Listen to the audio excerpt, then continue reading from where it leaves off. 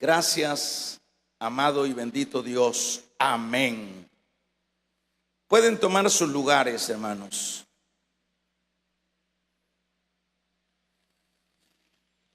Vamos a hablar en el tema, Cristo dijo que volvería.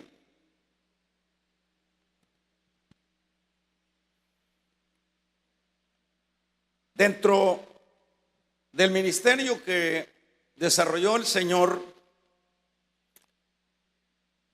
siempre ese ministerio tenía una finalidad,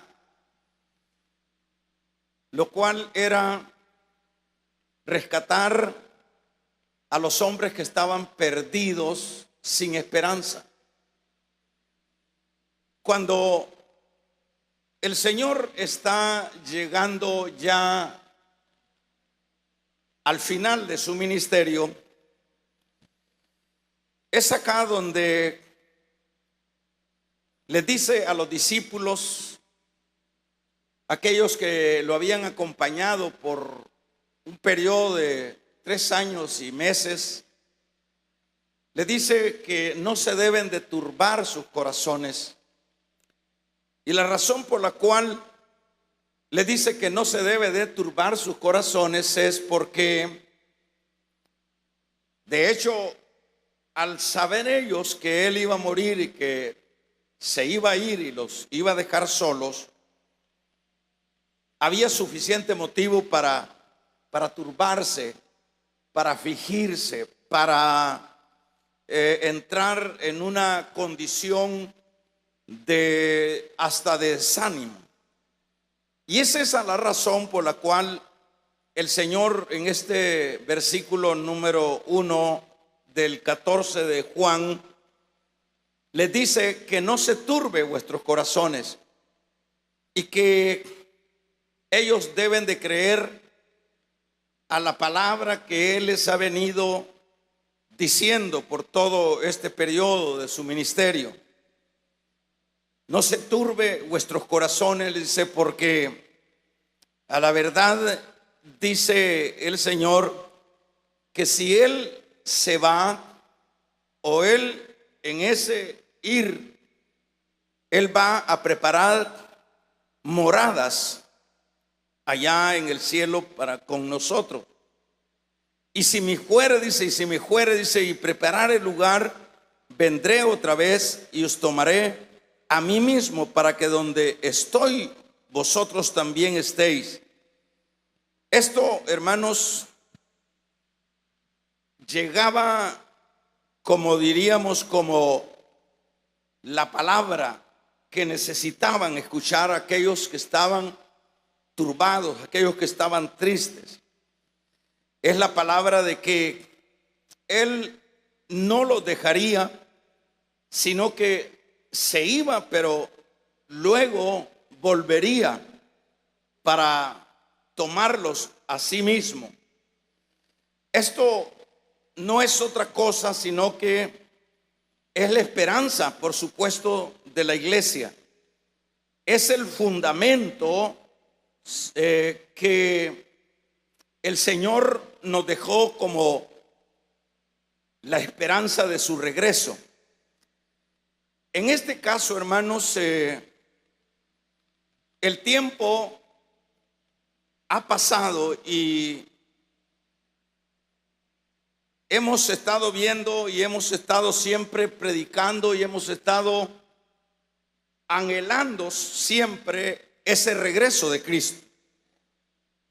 Hemos estado esperando por 2000 años.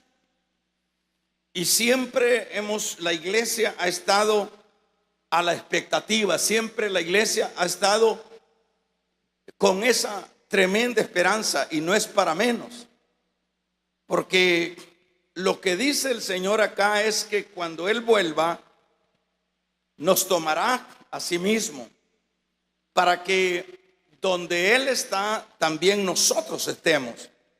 Esto no es una promesa poca. Esto es la promesa más grande que como seres mortales podemos ver escuchado de parte del Señor. Ahora, hermanos, esta tardanza siempre ha sido aprovechada por Satanás, en el sentido de que Satanás, luego de que, como decíamos, ha pasado el tiempo, por ejemplo, a estas alturas ya llevamos 2000 años y no ha aparecido el Señor. Entonces viene ahí el aprovechamiento de Satanás para levantar personas que ridiculicen a aquellos que tenemos esta esperanza. Esa es la razón por la cual Pedro en su segunda carta dice: amados hermanos en Cristo. Esta es la segunda carta que les escribo. En las dos he querido, dice, darles consejo para que puedan, dice, pensar correctamente. Recuerden que el mensaje que los profetas de Dios nos dieron hace mucho tiempo, no olvidemos el mandamiento que nos dio nuestro Señor el Salvador Jesucristo y que los apóstoles enseñaron a ustedes, les dice Pedro a la iglesia que se dirige. Aquella iglesia que ha entrado en desánimo porque no aparece el Señor en su regreso. Aquella iglesia que estaba perdiendo ya la expectativa del regreso de Cristo. Pero aquí es donde viene el apóstol Pedro, por ejemplo, en el versículo número 3. Si usted puede ir leyendo su Biblia, en el versículo número 3 dice el apóstol Pedro: sabiendo primero esto, que en los postreros días vendrán burladores, andando según sus propias concupiscencias, y diciendo: ¿dónde está la promesa de su advenimiento? Dicho de otra manera, en el tiempo de Pedro y en el tiempo de hoy día, allí están los burladores. ¿Quiénes son estos burladores? Son aquellos que nos ven como ignorantes, que nos ridiculizan y que se burlan de la iglesia al ver a esa iglesia esperando el regreso de Cristo. Entonces dice Pedro, viene con esta palabra para levantarle el ánimo a la iglesia. Dice: sabiendo que en los postreros días vendrán burladores, andando según sus propias concupiscencias, y diciendo: ¿dónde está la promesa del avivamiento? Dicho de otra manera, ¿dónde está el Señor? ¿Dónde está ese que ustedes dicen? ¿Dónde está ese que ustedes dicen que va a venir? ¿Dónde está ese que ustedes predican que un día regresaría? Porque dice: desde el día en que los padres durmieron, todas las cosas permanecen así como desde el principio de la creación.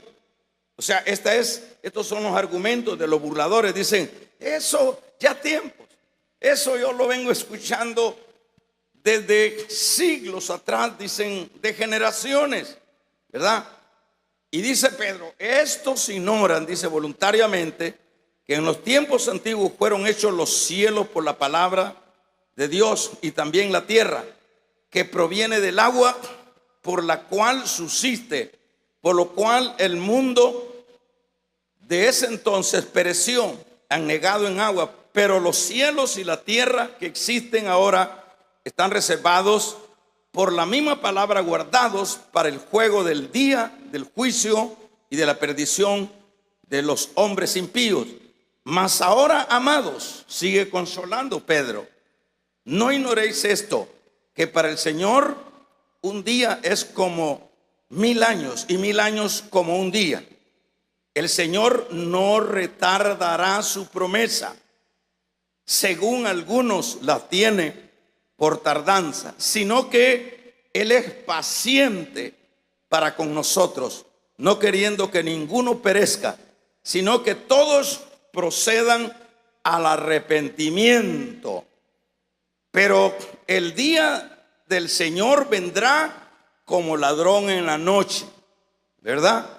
En el cual los cielos pasarán con gran estruendo y los elementos ardiendo serán deshechos y la tierra y las obras que en ella hay serán quemadas. Es decir, Pedro sale aquí al paso para fortalecer la fe de sus lectores y de hecho para fortalecer la fe de la iglesia contemporánea, para que nosotros sepamos que aunque los burladores dicen, aunque los burladores están señalándonos como ilusos, dice Pedro, pero el Señor no retarda su venida. Quiere decir, hermanos, que cuando Pedro dice, deben de creerle al Señor, porque Él no nos va a fallar. Y eso es lo que nosotros como iglesia tenemos que, hermanos, tomar en cuenta.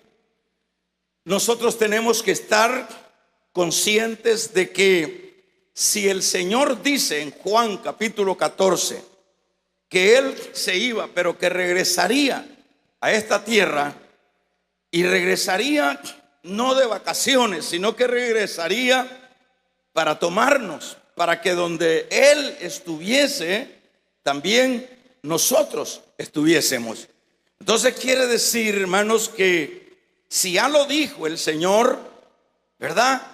La Biblia dice que pasará el cielo o pasará la tierra, pero que su palabra no pasa. ¿Qué significa eso? Que lo que Dios ha dicho con respecto a su regreso, eso es una promesa que cada uno de los que pertenecemos a la iglesia debemos, hermanos, de disfrutarla. Siempre debemos, por medio de la fe, nosotros disfrutarla. Ahora vamos a ver cómo vamos a usar la Biblia. Vamos a ver cómo será este regreso para recoger a su pueblo. Váyase al Primera de Tesalonicenses rapidito y luego se traslada al versículo número 4. En esta primera carta y versículo número 4, versículo número 13, nos dice cómo va a ser su regreso. Dice, por tanto queremos, hermanos, que no ignoréis acerca de los que duermen, porque no, para que no os entristezcáis como los otros que no tienen esperanza.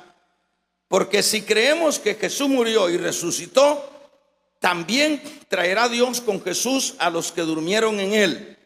Por lo cual os decimos estas palabras del Señor, que nosotros que vivimos, que habremos quedado hasta la venida del Señor, no precederemos a los que durmieron.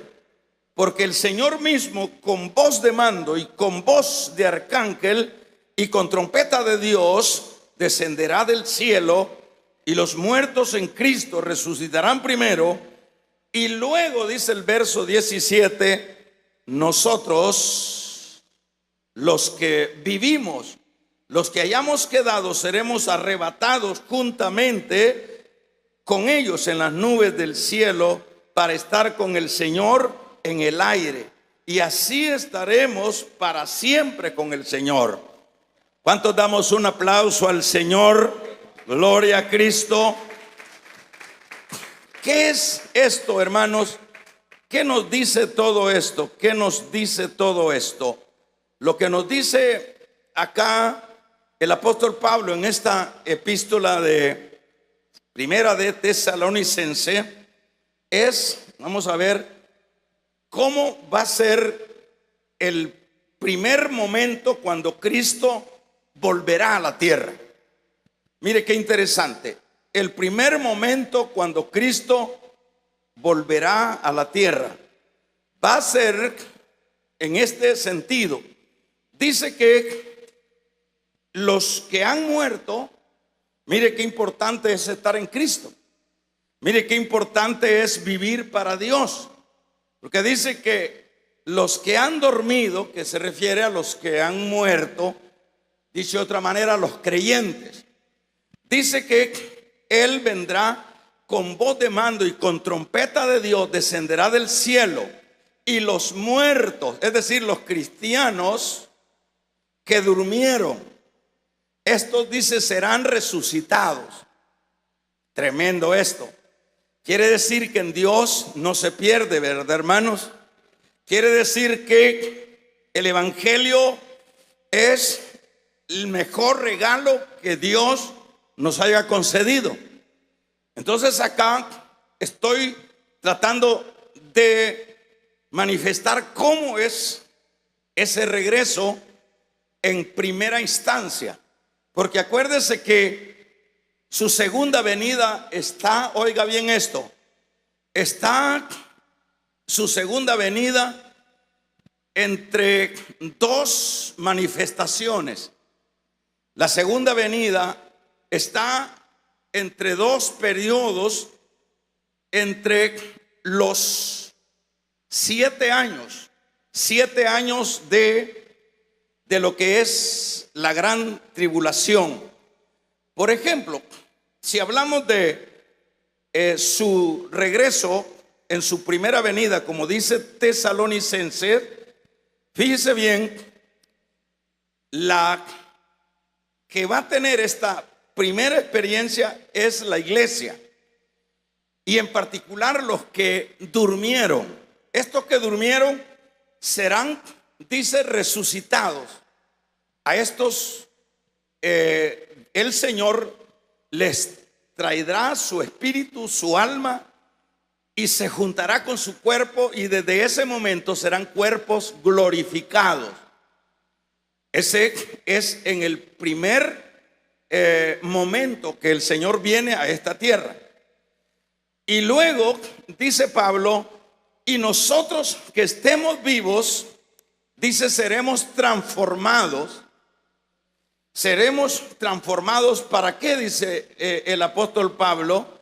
Y nosotros que estamos vivos seremos transformados en un abrir y cerrar de ojos, y estaremos con el Señor en el aire para siempre.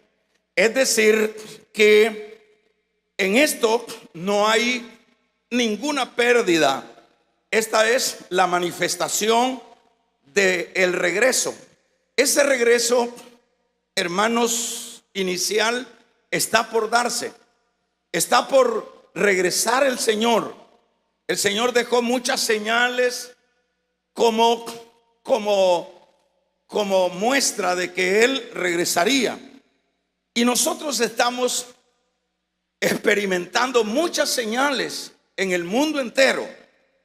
Entonces eso lo que nos está diciendo es que Él está a las puertas, ¿verdad?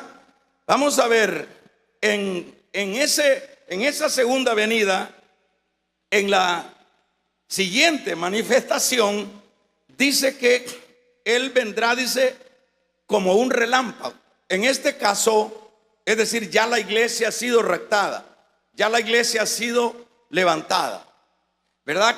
Pero luego de 7 años, que son los 7 años de la gran tribulación, viene, dice, al final de la gran tribulación, lo verán todos como se viese un relámpago. Eso es lo que dice Mateo capítulo número 24 y número 27. Vamos a leerlo todos. En este capítulo número 24 y versículo número 27 está diciendo, ¿verdad? ¿Cómo es que lo verán ya las naciones? ¿Cómo es que se presentará el Señor en estas naciones?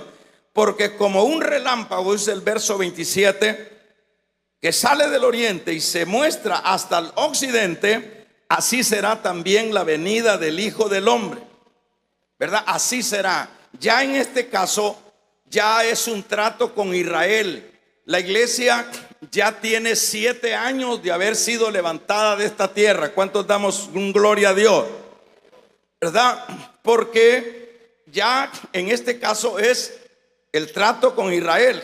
Veamos en Primera de Tesalonicenses, también capítulo 5, rapidito, en el versículo número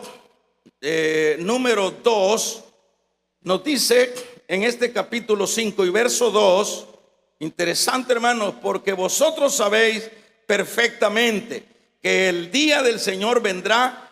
¿Cómo dice que vendrá? Como ladrón en la noche, ¿verdad? Cuando avisa el ladrón, no avisa.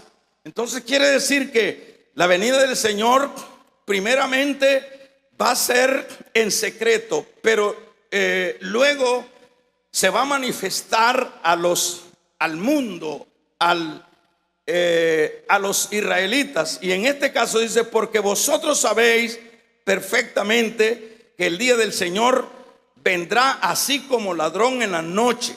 Capítulo número 3 de Apocalipsis también vamos a leer, ¿verdad? Para que hermanos use su Biblia, y de esa manera Apocalipsis 3:3 también nos habla de ese evento.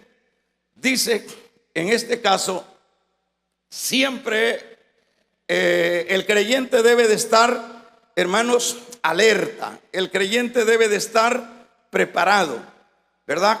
Vamos a leer otra porción, ¿verdad?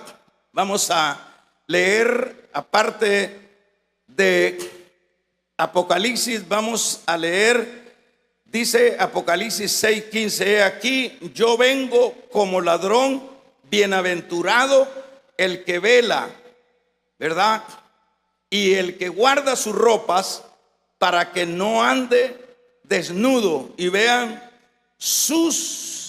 dice sus vergüenzas, bienaventurado. Vamos a ver qué es lo que, hermanos, tiene que hacer la iglesia. Bueno, en primer lugar, la iglesia es bienaventurada. Bienaventurado, dice, aquellos, dice este capítulo 6 de Apocalipsis, verso 15, aquí yo vengo pronto, dice, y bienaventurado el que vela. Y dice, guarda sus ropas para que no ande desnudo y se vea su vergüenza.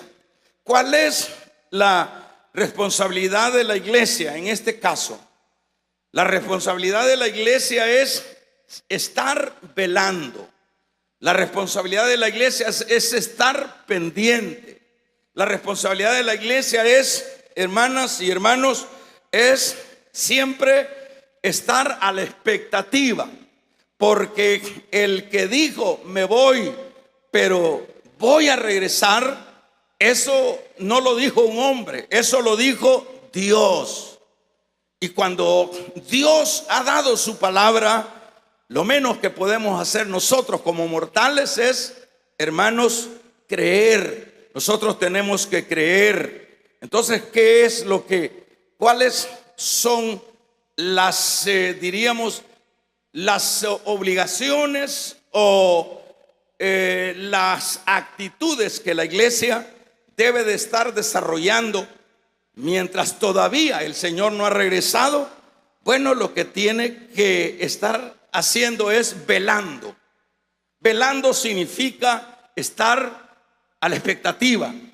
Es decir, no debemos nosotros como iglesia como descuidarnos, como estar como sin una esperanza de gloria, porque el enemigo siempre, hermanos, va a tomar ocasión y va a ocupar muchas maneras como para que nosotros nos descuidemos, para que nosotros estemos como desapercibidos. el enemigo siempre tiene muchas maneras como operar. El enemigo siempre tiene muchas estrategias como para que nosotros dejemos de estar, hermanos, en esa expectativa. El enemigo nos va a poner muchas cosas por delante. Nos va a hacer muchas ofertas que van a aparecer a nuestra mirada atractivas. Siempre el enemigo es alguien que va a estar con todo el interés de que nosotros estemos descuidados, de que nosotros estemos, hermanos, desapercibidos, de que nosotros no estemos, diríamos, en ese esperar, porque de un momento a otro, y sobre todo en este tiempo que nos ha tocado vivir, que yo digo que es el mejor tiempo, hermanos, porque quiero decirle, muchos de nosotros, si el Señor va a venir en estos días, hay muchas probabilidades que muchos de nosotros no veremos muerte, porque dice Pablo, y nosotros seremos transformados en un abrir y cerrar de ojos. Pero ¿qué es lo que tiene que hacer la iglesia? Lo que tiene que hacer la iglesia es cuidarse. Lo que tiene que hacer la iglesia es estar apercibida. No debemos de divagarnos en lo que es, hermanos, las cosas que hay en esta vida. Usted debe de trabajar, pero debe de estar pendiente. Nosotros debemos de atender la familia, pero debemos de estar siempre pendientes. Nosotros debemos de estar en las actividades cotidianas, diarias, como personas que somos y como compromisos que tenemos que asumir y que enfrentar, pero no debemos de descuidarnos, ¿verdad? Porque ¿qué es lo que dice Tesalonicense? Dice que Él vendrá en un abrir y cerrar de ojos. Damos un amén. Él vendrá en un abrir y cerrar de ojos. Entonces, en este caso, dice, en un momento, en un abrir y cerrar de ojos, a la final trompeta, vamos a ver, se tocará la trompeta y aparecerá el Señor. Qué precioso es, hermanos, qué preciosa es esta esperanza para la iglesia de Cristo. Qué maravilloso es saber que hay un Dios que está, hermanos, pendiente de nosotros. Pero también es importante asumir nuestras responsabilidades. Es importante que nosotros estemos conscientes que, como también lo dice la palabra, estamos en este mundo, pero no somos de este mundo. Vamos a regalarle ofrenda de palmas al Dios de la gloria. Que estamos en este mundo, pero que nosotros no somos de este mundo. Todos aquellos que hemos sido redimidos, todos aquellos que pertenecemos a la iglesia, estamos en este mundo, pero no somos de este mundo. Pablo dice, nuestra ciudadanía no es en esta tierra, sino en la patria celestial. Es decir, démosle fuerte esas palmas al Señor de la gloria. Entonces, ¿qué es lo que necesitamos nosotros hacer? ¿Verdad? Lo que necesitamos nosotros es estar siempre a la expectativa. Siempre a la expectativa. Porque el enemigo siempre va a estar tratando la manera de desviarnos, de desanimarnos, de decir, por ejemplo, acá a quien se dirige Pedro, los burladores le decían, pero ¿para qué estás siguiendo a la iglesia? Los burladores le decían, pero ¿para qué estar creyendo eso que va a regresar Cristo? Eso lo venimos escuchando desde tiempos antiguos. Pero Pedro dice, pero el Señor no retardará su venida. La razón por la cual el Señor no ha venido, bendito Dios que todavía no ha venido, ¿verdad, hermanos? Algunos dicen que el Señor venga. Algunos hermanos dicen, ya ven, Señor. Pero yo digo, bendito Dios que todavía no ha venido. ¿Por qué, hermanos? Porque todavía nos falta, hermanos, que predicar la palabra. Vamos a regalarle ofrendas de palmas al Dios de la gloria. Todavía nos falta que predicar la bendita palabra. Y todavía nos falta que arreglar muchas cosas en nosotros mismos, ¿verdad? Porque ¿a quién es el que se va a llevar el Señor?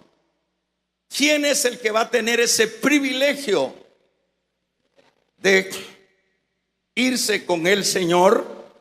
Bueno, los que estén preparados, los que están preparados. Y usted sabe que en este tiempo muchos estamos muy descuidados. En este tiempo estamos dándole toda la fuerza a las cosas que no tienen sentido. En este tiempo estamos focalizando aquello que no tiene base.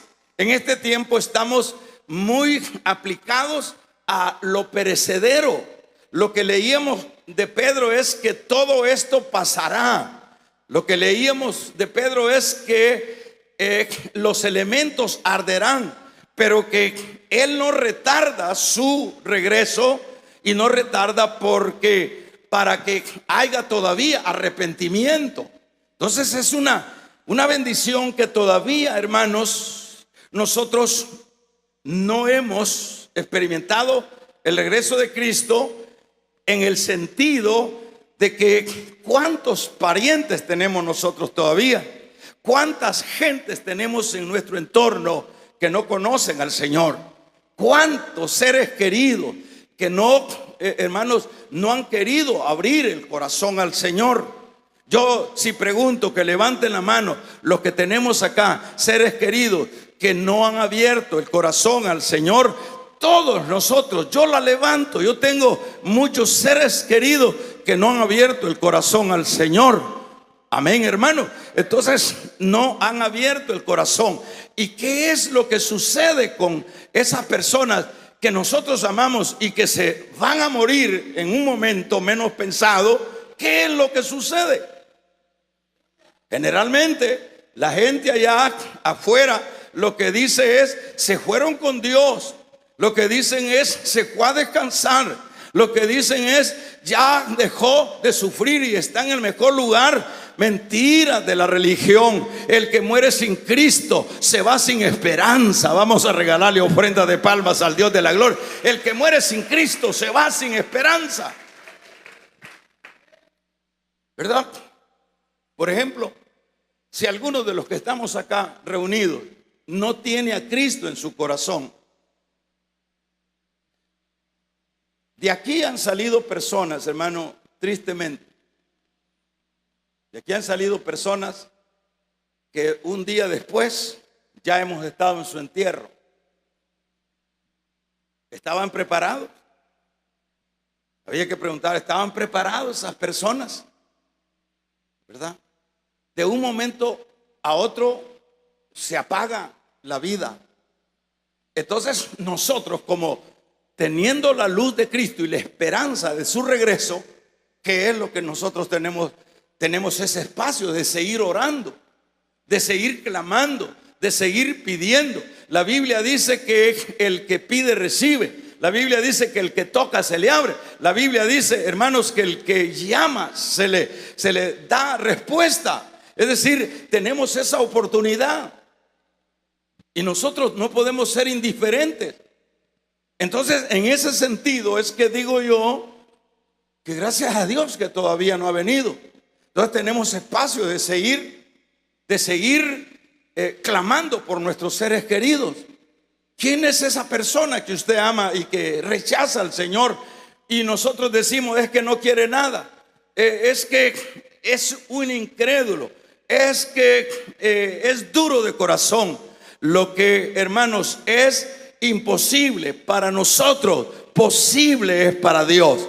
La oración del justo puede mucho. Vamos a regalarle ofrenda de palmas al Dios de la gloria. La oración del justo puede mucho. Entonces, y por otro lado, ir arreglando nuestras vidas. Porque, ¿qué es lo que para aplicar? No porque la parábola de las 10 vírgenes pertenezca al periodo de la iglesia, sino al periodo de Israel. Pero ahí tenemos por lo menos algún principio que rescatar. Ahí nosotros vemos en esa parábola de lo que eran las bodas que se llevaban a cabo, y ese cortejo siempre se adornaba y se completaba con vírgenes que estaban a la orilla del camino, esperando cuando el novio saliera de la casa de su papá, de la casa del padre de la novia, para la casa del padre del novio. Era un intervalo. Las vírgenes era una costumbre, como diríamos en el casamiento que nosotros hacemos hoy. En los casamientos ponemos madrinas, algo así, ¿verdad? Y ahí van las madrinas, que no sé qué, lo que hacen. Entonces en el caso judío es de esa manera. Ponían las vírgenes, eran jovencitas que estaban allí con sus lámparas para cuando viniera el cortejo, ¿verdad? Que iba hacia la casa del novio, venía la algarabía. El novio no decía qué horas iba a pasar, ¿verdad? El novio no decía. Entonces por eso ellas estaban, ¿a qué hora será? A las 8 que va a pasar. No, 8:30, 9, 10 no ha pasado, ya son las 11, pero y dice, y se durmieron. Es decir, se cansaron de estar esperando. Y eso nos ilustra de muchos creyentes que nos podemos cansar, hermanos, como diríamos acá, ¿verdad? ¿Y dónde está el avivamiento? ¿Dónde está el que dice que iba a venir y nosotros no ha venido todavía? Tiene razón este burlador, ¿verdad? Y nos cansamos y nos dormimos. Y eso es lo que vemos con esas parábolas de las 10 vírgenes. Las 10 estaban esperando, pero ¿qué sucedió?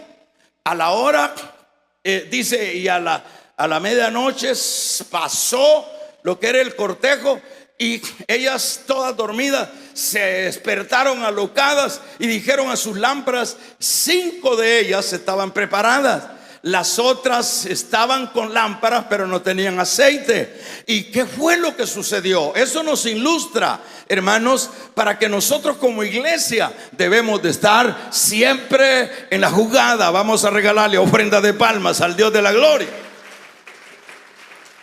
¿Quiénes fueron las que se sumaron al cortejo y luego iban en la multitud hacia la casa del novio?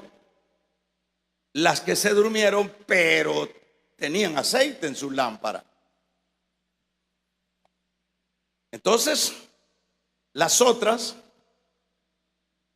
que pudiéramos ilustrarlo como muchas veces cristianos, que estamos esperando el cortejo del novio, esperando la venida de Cristo.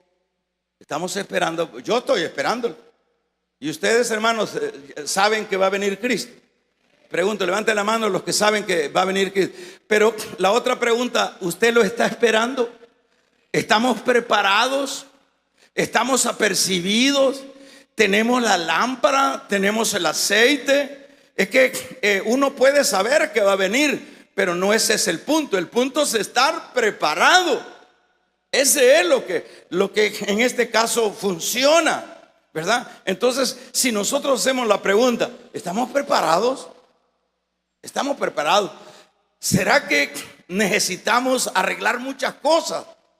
Ya somos creyentes, pero somos creyentes que tenemos la lámpara, pero que nos falta el aceite. Entonces, ¿qué es lo que Dios quiere cuando tocamos estos temas de la venida del Señor? Que despertemos, que, hermanos, nos ubiquemos, que las cosas son serias. Pedro, los burladores a los que se refiere Pedro dicen, los burladores dicen, ¿dónde está ese Cristo? Pero dice, pero el Señor vendrá. Eso no importa que la gente diga que esto de estar esperando la venida de Cristo es una utopía, que es una locura, lo que quieran decir, pero la Biblia dice: yo volveré y volveré a recoger a mi pueblo. Vamos a regalarle ofrenda de palmas al Dios de la gloria. Yo volveré. Entonces, uno tiene que hacerse la pregunta, como esos santos que estamos esperando el regreso de nuestro amado.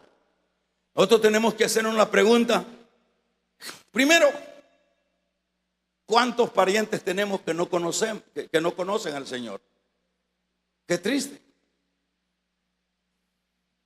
Hay veces que se nos mueren y se nos han muerto sin Cristo, a todos.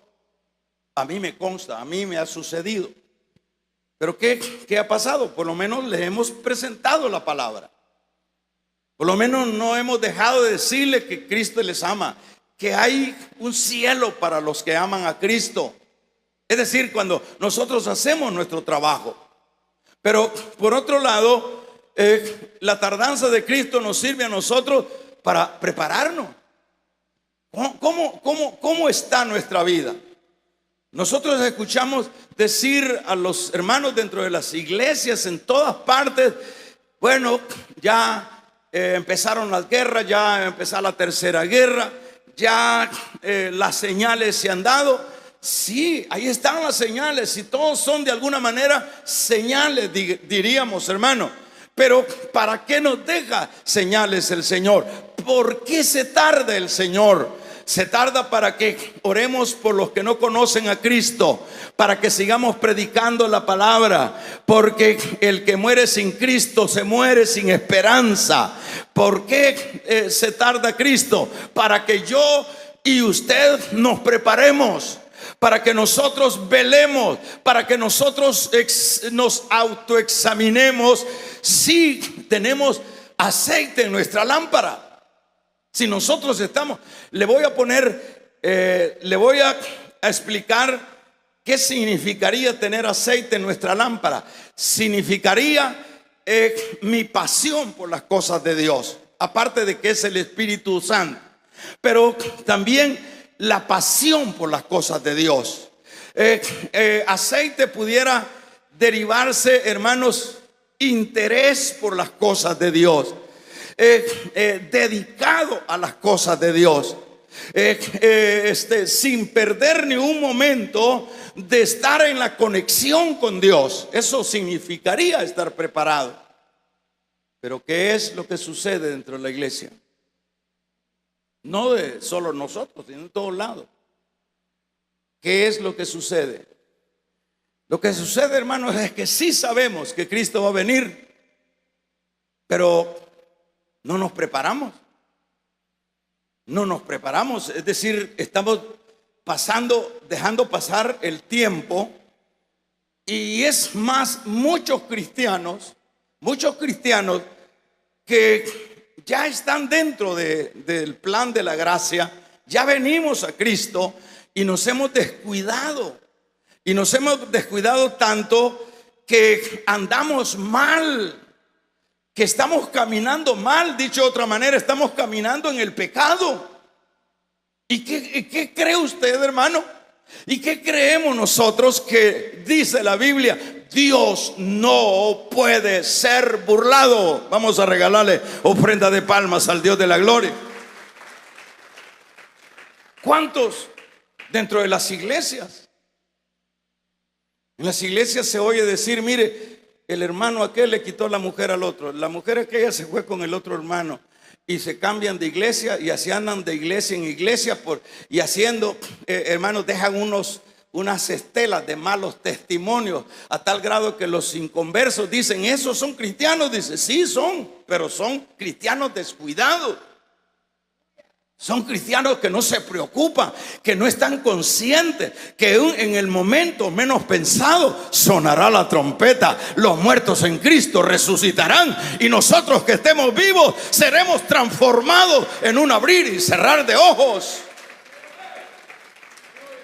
Son cristianos que ¿A dónde le va a tocar, hermano? ¿A dónde nos va a tocar? ¿Cuándo va a ser ese momento? ¿Cuándo va a ser ese momento? Hay cristianos que así se la pasan. Hay jóvenes que son cristianos pero están fornicando. Son cristianos pero se están masturbando. Son cristianos pero están haciendo lo incorrecto. Pero ¿por qué es que Dios nos permite venir a la iglesia y escuchar este mensaje? ¿Por qué? Es porque Dios no quiere la muerte del que muere, sino que Dios quiere que sus hijos procedan al arrepentimiento. Ese es el deseo.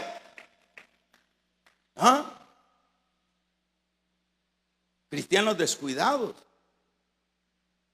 Por lo menos el pastor, los pastores tienen que hacer su trabajo, predicar la palabra. Y si el oyente no le pone atención, ya ese es su problema. Entonces, muchos de nosotros estamos descuidados, le estamos dando más prioridad a lo perecedero, a tal grado que ni congregarnos podemos, a tal grado que ni orar podemos. No podemos consagrarnos a Dios porque estamos terriblemente ocupados. No es que no haya tiempo, tiempo siempre tenemos. Lo que pasa es que no queremos entender que Cristo va a volver y que va a volver a recoger a su iglesia, y que, como dice acá 6:15, he aquí yo vengo como ladrón en la noche. Bienaventurado, quiere decir dichoso. Apocalipsis 6:15, bienaventurado el que vela y guarda sus ropas. Dicho de otra manera, se está preparando para que no ande desnudo y no se vea su vergüenza. Bienaventurado ese creyente, hermanos, ese creyente que está examinando su vida. No digo que seamos perfectos, pero que hay pecados que hay que, hermanos, que hay que pedirle a Dios que nos dé fuerza para soltarnos de ese pecado. Por ejemplo, el pecado del materialismo, porque nosotros solo vemos como pecado un adulterio, solo vemos como pecado un homicidio, que matamos a alguien, pero el pecado del materialismo es un tremendo pecado. La Biblia dice que un hombre materialista dijo: voy a botar estos graneros y voy a hacer otros. Y luego que hizo los graneros, y le dijo a su alma: alma, muchos bienes tienes para muchos años, así que gózate y relájate, alma mía. Y le dijo una voz: necio, esta noche vienen por tu alma, vamos a regalarle ofrenda de palmas al Dios de la gloria. ¿Qué significa eso? Cuando es alguien que se ha desfocalizado de la realidad. Es alguien que como que no entiende que la venida del Señor es eminente y que por lo tanto tiene que estar preparado. Tiene bienaventurado el que dice: vengo en pronto, y bienaventurado el que vela y guarda sus ropas para que no ande desnudo y no se vea su vergüenza. Qué tremendo, qué importante, ¿verdad? Qué importante es estar uno preparado, estar uno a la expectativa. ¿Qué fue lo que sucedió con estas 5 vírgenes descuidadas? ¿Qué es lo que sucedió? Ellas en ese momento se asustaron y dijeron: acuérdese que esa es una parábola literal que se daba en Israel. Y eso se aplica para el tiempo de Israel, en el tiempo de la gran tribulación, en ese periodo. Pero el principio se puede rescatar para aplicarlo a la vida de nosotros como iglesia, que es lo que sucedió con las 5. Llamémosle que esas 5, ellas se congregaban, andaban Biblia, probablemente hablaban lenguas, probablemente diezmaban, probablemente eran, apliquémoslo de esa manera, eran personas que estaban predicando en el púlpito, eran personas, porque muchas veces uno uno puede pensar que el que está predicando en el púlpito, ese tiene ya la aureola y ese ya, hermanos, ya casi está en el cielo. Hay personas que están en los púlpitos, pero están, hermanos, mal. No están preparados, están ocupando los púlpitos para provecho. Están ocupando el evangelio para aprovecharse de ello, porque el evangelio no es comida ni bebida, sino poder de Dios. Vamos a regalarle ofrenda de palmas al Dios de la gloria. Hay predicadores que ocupan el púlpito para hacerse de dinero. Esos son predicadores que ocupan el púlpito. No. Hay una iglesia llamada iglesia, que no es otra cosa que una secta, que tienen al pastor de ellos lo tienen preso, porque todas las muchachitas que van saliendo de la iglesia tienen que vivir con el pastor. Todas las doncellitas tienen que, y hablan de cielo esa gente. Hablan de cielo. La gente cree que meterse al cielo no se mete chincha ni telepata, hermano. Al cielo se mete, dice el Salmo, ¿quién entrará a la casa de Dios? El limpio de mano y el puro de corazón. Vamos a regalarle ofrenda de palmas al Dios de la gloria. La gente cree que al cielo se puede entrar así como se puede entrar a Estados Unidos, que media vez tenga unos $20,000 y se los da al coyote. Ese coyote en avión se lo lleva uno, pero en el cielo no se pueden dar mordidas. Amén, iglesia. En el cielo no hay, hermanos, coyote que se pueda, hermanos, atrever a pasar mojado a alguien para el cielo. El cielo, para llegar al cielo, es a través de Cristo. Dijo él: yo soy el camino, la verdad y la vida, y nadie viene al Padre si no es por mí, dijo el Señor. Para entrar al cielo es Cristo. ¿Qué es lo que se tiene que hacer? Le pregunto, con lo cual finalizamos.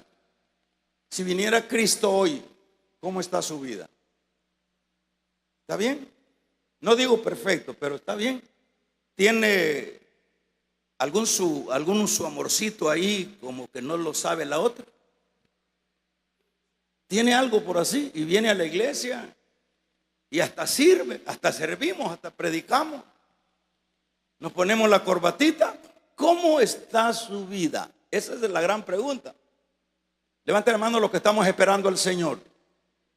Va, excelente. Pero ¿cómo lo estamos esperando? Hay muchas personas que están viviendo en las iglesias en fornicación. ¿Y qué es lo que dice Pablo a los Corintios? Hay muchas en las iglesias que se echan su trago y están esperando al Señor. Y terrible, pero ¿qué es lo que dice Pablo?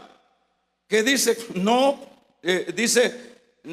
ignoréis que los borrachos, le dice a los corintios, que los homicidas, que los homosexuales, que los mentirosos, hasta los mentirosos no pasan la prueba. No, que los fornicarios no entrarán al reino de los cielos. Amén. Una cosa terrible. ¿Qué será para esa persona que ha estado conocedor de la palabra y ¡pam! Le toca morirse en la noche? O viene Cristo. Y cuando sale del cuerpo, ¿qué pasa? Porque este cuerpo solo es la vestimenta. Este cuerpo no es Luis Salas Vázquez, me llamo yo. Pero este no es Luis Salas Vázquez. Luis Salas Vázquez es el hombre interior. Esas emociones, ese soy yo. Ese espíritu, esa alma.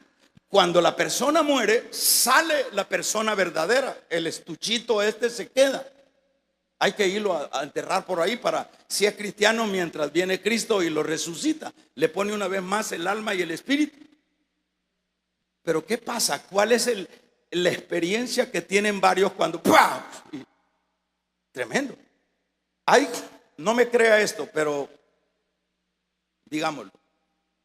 Hay unas cámaras modernísimas en este tiempo.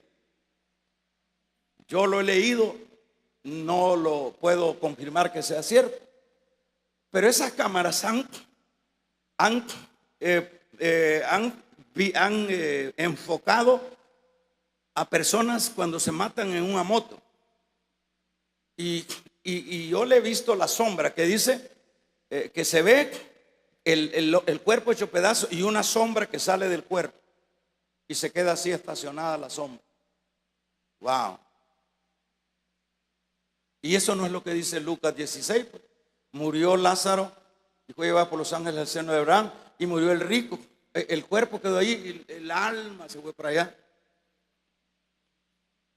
O sea, ¿qué experiencia se va a llevar a alguien que le han predicado, que ha leído la Biblia, que sabe que la paga del pecado es muerte? ¿Qué experiencia? Voy para el cielo. ¿Cuál cielo? Al cielo no puede entrar cosa inmunda. Entonces, lo que estamos esperando a Cristo, yo decía, a manera de anécdota, los otros días, que fíjese bien, dice que hay una película que no sé cómo se llama, pero vienen los dos esposos, vienen por el camino, vienen peleando. Son de esos esposos cristianos que no se aguantan ni ellos mismos, ni en la calle, ni en el carro, ni en la iglesia. Esos pelean y se dan duro y se maldicen y no sé qué. El punto es que llegaron a la iglesia. Es una película.